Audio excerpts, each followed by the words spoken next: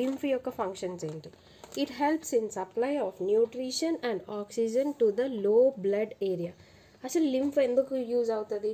ఇప్పుడు మన ఆర్టరీస్ ఉన్నాయి, ఆర్టీరియోల్స్గా డివైడ్ అయినాయి. నెక్స్ట్ ఆర్టీరియోల్స్ అన్నీ టర్మినల్ అదేంటి చిన్న క్యాపిలరీస్ లాగా ఫామ్ అయినాయి అన్నమాట.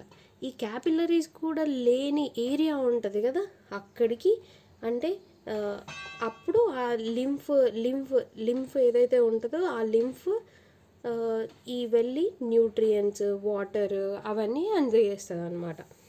Next it maintains the amount of tissue fluid. అంటే టిష్యూ ఫ్లూయిడ్ అంటే ఒక సెల్లో ఎంత ఫ్లూయిడ్ ఉండాలి అనేది మెయింటైన్ చేస్తుంది అనమాట లింఫ్.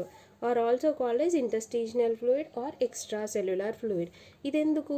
సెల్ యొక్క స్ట్రక్చర్ని మెయింటైన్ చేయడానికి, నెక్స్ట్ అవుటర్ ప్రెషర్ని లోపలికి తీసుకురాకుండా ఉండడానికి, అంటే ఎక్స్టర్నల్ ప్రెషర్ని లోపలికి తీసుకురాకుండా ఉండడానికి కవర్ చేసుకుంటూ హెల్ప్ చేస్తుంది అనమాట ఈ lymph.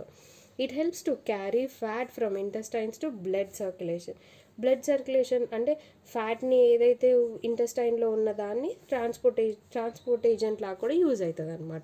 It helps in destruction of pathogens and prevent infections.